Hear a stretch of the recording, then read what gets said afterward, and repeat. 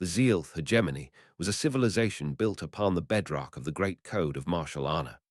Their very appearance, often insected, with chitinous plates gleaming like ceremonial armor even during diplomatic envoys, or reptilian, with scales reflecting intricate hierarchical patterns, spoke of rigid structure and unwavering adherence to martial tradition.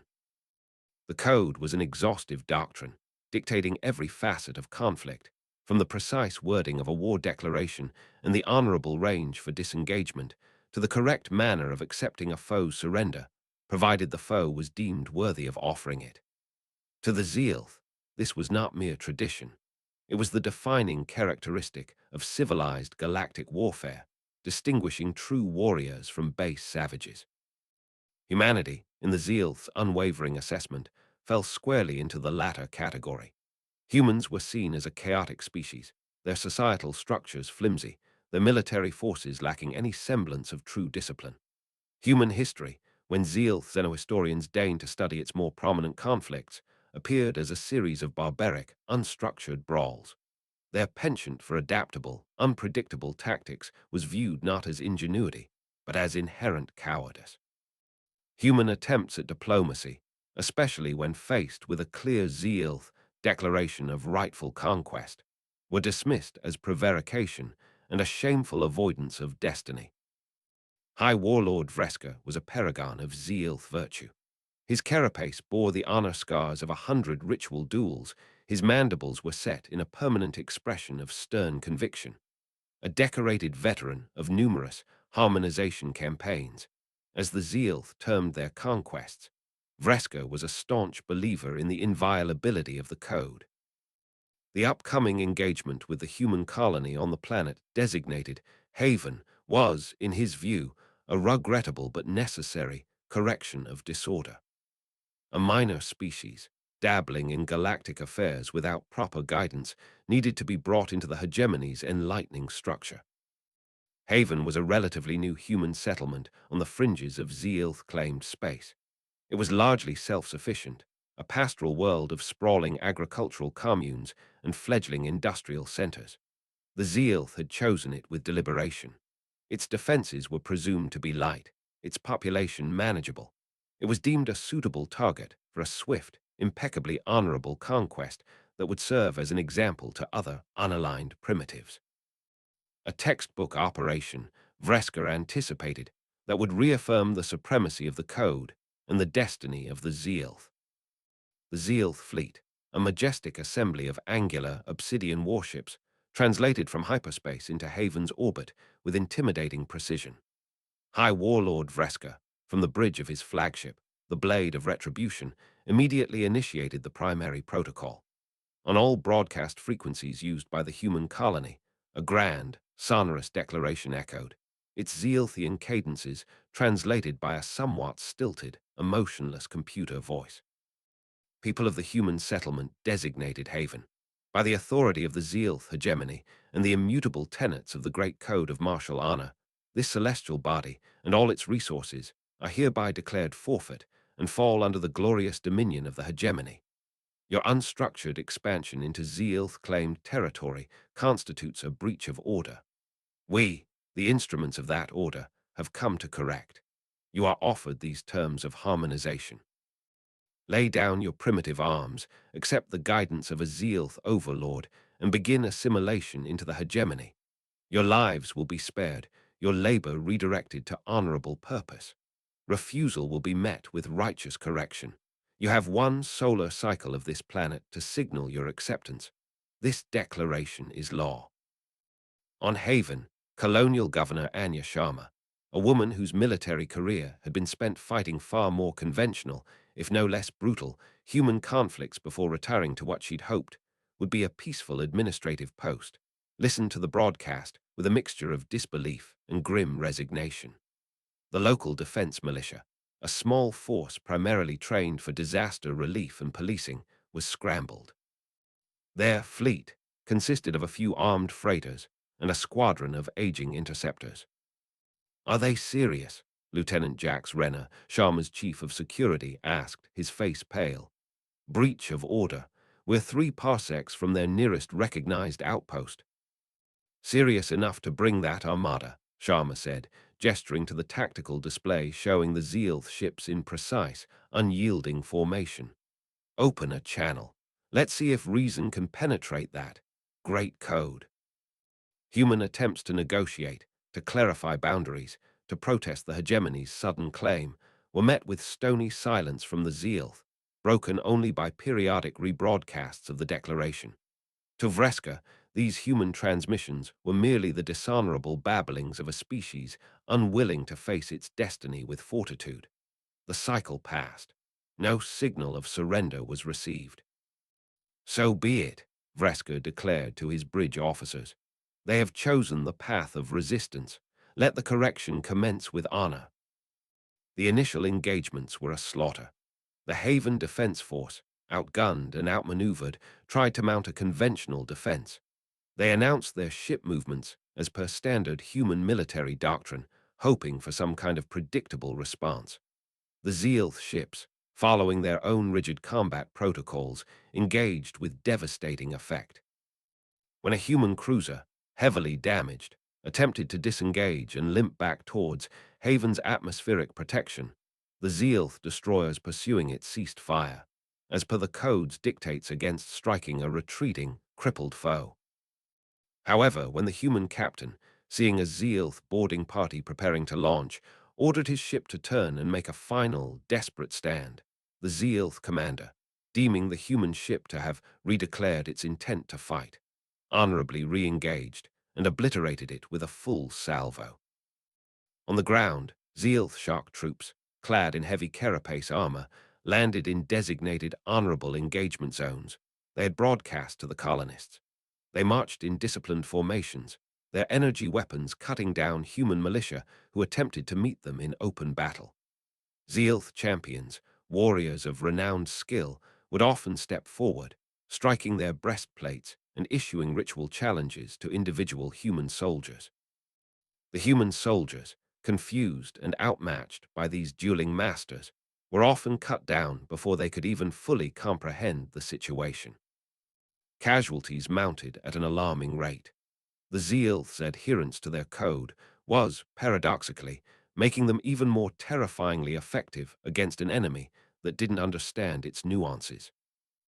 Their refusal to accept surrender from units they deemed still capable of offering token resistance, or their punctilious adherence to rules of engagement that forbade them from, for example, attacking a clearly marked medical shuttle even if it was being used to evacuate key military personnel from a contested battlefield, pushed the human defenders into a state of bewildered despair.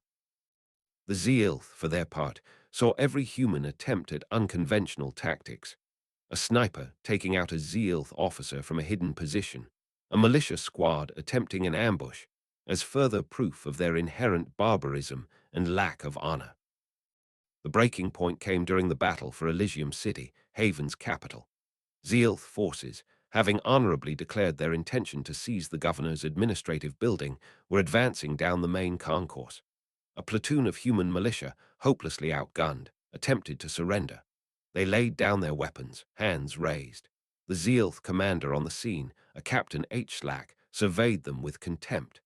Several of the humans were still wearing sidearms, holstered but present.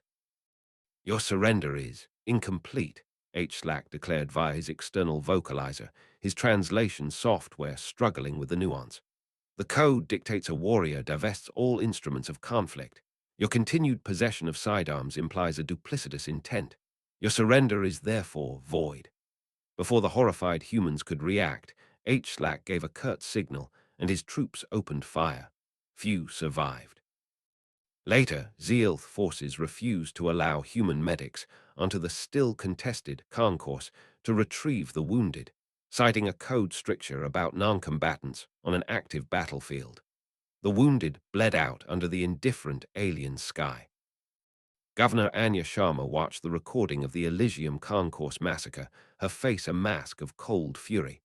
The Zealth weren't just conquerors, they were zealots, their honor a bludgeon. Her officers looked at her, their expressions a mixture of despair and rage. Standard human military ethics, even the more pragmatic rules of engagement, were useless against such an enemy. They want to fight according to their rules, Sharma said, her voice dangerously quiet. They believe those rules make them invincible. They believe we're weak because we don't adhere to their twisted honor. It's time we showed them what it means to fight an enemy with nothing left to lose, an enemy that makes its own rules. She took a deep breath. Signal Command Prime on Earth. Authorization code Omega 09. Request immediate activation of Protocol Zero for the Haven Theater. Justification. Existential threat. Enemy refusal to adhere to recognized interstellar combat ethics. Deliberate targeting of surrendering personnel and obstruction of medical aid. Protocol Zero. It was a name whispered in the darkest corners of human military planning, a doctrine buried so deep it was almost mythical. It was the absolute last resort, a scorched earth, no-holds-barred response to an enemy that threatened not just defeat, but annihilation, an enemy against whom conventional rules of war were a suicide pact. It authorized commanders to use any and all means deemed necessary for survival and victory, explicitly discarding the established ethics of warfare. It was the doctrine that said, "There are no rules but one, we survive." The confirmation came back from Earth within the hour, terse and grim. Authorization granted. Godspeed, Haven. The shift in tactics was immediate and brutal. It was as if a different species had taken over Haven's defense. Human militia forces, no longer attempting to hold lines or engage in open battle, melted away into Elysium City's sprawling infrastructure, its service tunnels, its hydroponic farms, its dense residential towers. They became ghosts, striking from the shadows. Ambushes became the norm. Zealth patrols, marching honorably down designated avenues, would be suddenly immolated by concealed explosives, or cut down by crossfires from unseen assailants, who would then vanish before Zealth reinforcements could honorably respond. Supply convoys, moving predictably between landing zones and forward positions, were systematically dismantled. Humans began to actively weaponize the Zealth's code against them.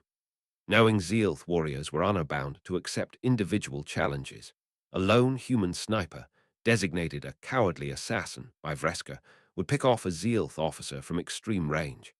When the enraged Zealth unit predictably sent out a champion to honorably call out the hidden cur, the champion would walk into a meticulously prepared kill zone, targeted by multiple hidden gunners.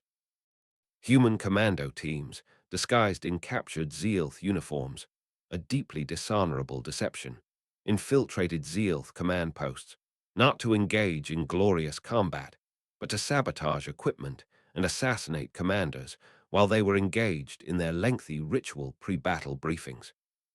Psychological warfare, a concept almost alien to the Zealth focus on martial prowess, was unleashed with a vengeance. The humans began broadcasting across all Zealth frequencies, not reasoned arguments or pleas for mercy, but a cacophony of what the Zealth could only perceive as mind-shattering noise. Everything from ancient Earth heavy metal music to recordings of babies crying, interspersed with taunts and mocking laughter. They flew captured Zealth banners upside down over booby-trapped Zealth corpses, an act of profound desecration according to the code. Most horrifying to Warlord Vreska was the human's sudden, inexplicable embrace of what he could only term nihilistic destruction. To secure a retreat path, human engineers would detonate entire city blocks, sacrificing their own infrastructure with a callousness that chilled the Zealth to their core. They booby-trapped their own dead. They showed a terrifying willingness for Pyrrhic victories, to trade space for lives in a way the Zealth, who valued the honorable acquisition and preservation of conquered assets, found utterly abhorrent and insane. Their code had no precedent for an enemy that fought with such spite.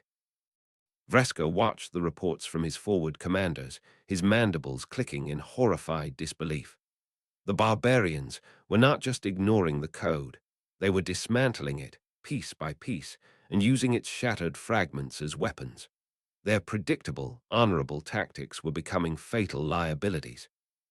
His warriors, trained for glorious open combat and ritual duels, were being hunted, demoralized, and destroyed by an enemy that fought without honor, without structure, without any discernible sanity. This wasn't war. It was chaotic, malicious butchery. The Zealth offensive on Haven ground to a bloody, ignominious halt. The disciplined formations of the hegemony's warriors, so effective against conventional opponents, were broken and scattered by the humans' relentless, formless assault. Zealth champions who ventured into the rubble-strewn streets seeking honorable combat were met with hails of shrapnel from concealed mines or the dispassionate lens of a sniper scope. Their supply lines, once secure through the sheer awe of their military presence, were now phantom routes, regularly savaged by unseen attackers. Morale, a concept the Zealth equated with unwavering adherence to the code, began to crumble as warriors realized their sacred rules were being systematically turned against them by an enemy that seemed to revel in chaos. Warlord Vreska, from the increasingly besieged command center of the Blade of Retribution, now forced into a lower, more vulnerable orbit due to human sabotage of their primary orbital relay stations, watched his campaign unravel. His meticulously planned timetables were in tatters. His casualty reports, once negligible, now spoke of units lost to dishonorable ambushes, cowardly traps, and psychological erosion. The code offered no solutions for an enemy that refused to fight like one. With a bitterness that tasted like ash in his mandibles, and facing the unthinkable prospect of his entire invasion force being consumed by this human madness, Vreska issued the most shameful order of his long career: retreat, full withdrawal from the Haven system. News of the Zealth hegemony's stunning defeat at the hands of a supposedly primitive human colony spread through the galactic networks with the speed of a hyperwave transmission. Species that adhered to similar, if less fanatically rigid, codes of ritualized warfare listened with deep unease. If the mighty Zealth, the ultimate proponents of honorable combat, could be so thoroughly rooted by such unorthodox methods, what did that mean for their own doctrines? Within the Zealth hegemony, the defeat was a cataclysm. Humans were branded codebreakers, chaos wraiths, the dishonored scourge. The term human tactics became a synonym for the most depraved, unpredictable, and utterly abhorrent forms of warfare imaginable.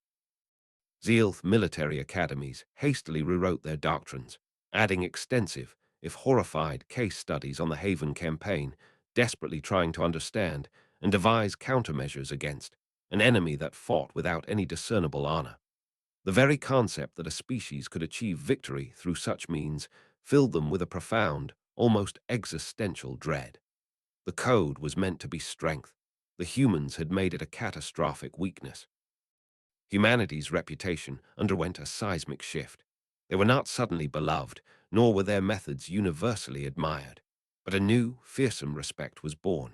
They were now known as the species that, when pushed to the brink, would abandon any and all pretense of civilized conflict.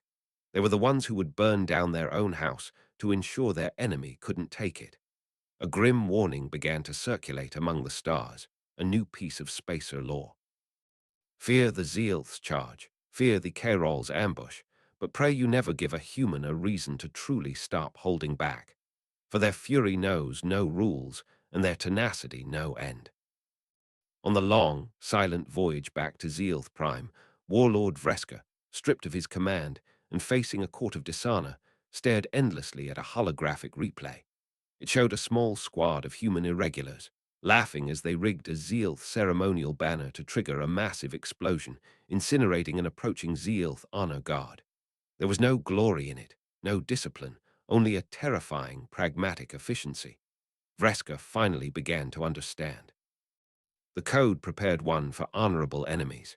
It offered no defense against a species that, when all else failed, would drag you into the deepest, darkest pit of total war, and then thank you for the invitation.